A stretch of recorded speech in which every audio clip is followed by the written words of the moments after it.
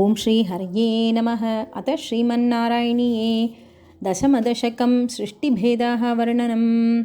వైకుంఠవర్ధితబలోऽథ భవత్ప్రసాదాత్ అంభోజయోనిరసృజత్ కిల జీవదేహాన్ స్థాస్నూని భూరుహమయాని తథా తిరశ్చాం జాతిర్మనుష్యనివహాన్ అపి దేవభేదాన్ మిథ్యాగ్రహాస్మిమతిరాగవికోపభీతిः అజ్ఞానవృత్తిమితి పంచవిధాం సృష్ట్వా ఉద్దామతామస పదార్థవిధానదూనః తేనే త్వదీయచరణస్మరణం విశుద్ధ్యై తావత్ ససర్జమనసా సనకం సనందం భూయః సనాతనమునిం చ సనత్కుమారం తే సృష్టికర్మణి తు తేన నియుజ్యమానాః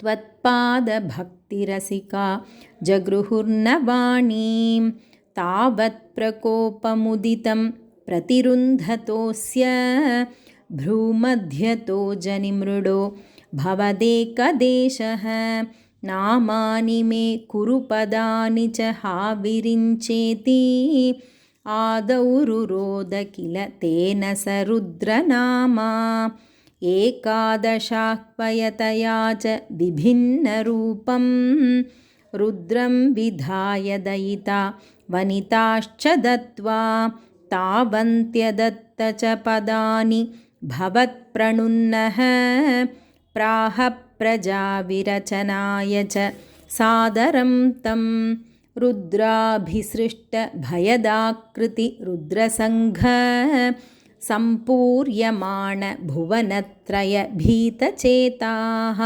మామా ప్రజాసృజ తపశ్చర మంగళాయేతి ఆచష్టతం కమలభూర్భవదీరితాత్మా తస్యాథ సర్గరసికస్య మరీచిరత్రిః తత్రాంగిరాః క్రతుమునిః పులహః పులస్త్యః అంగాదజాయత భృగుశ్చ వసిష్ఠదక్షౌ శ్రీనారదశ్చ భగవాన్ భవదంఘ్రిదాసః ధర్మాదికాన్ అభిసృజన్నథ కర్దమం చ వాణీం విధాయ విధిరంగజ సంకులోభూత్ త్వద్బోధితైః సనకదక్ష ముఖైస్తనూజైః ఉద్బోధితశ్చ విరరామ తమో విముంచన్ వేదాన్ పురాణనివహాన్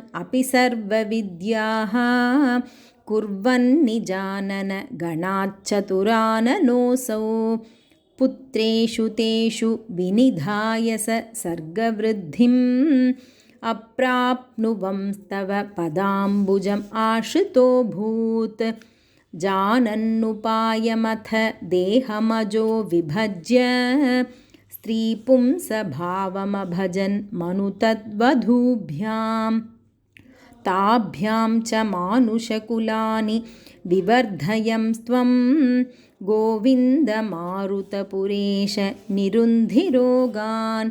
ఓం శ్రీ హరయే నమః. అత శ్రీమన్నారాయణీయే దశమదశకం సమాప్తం.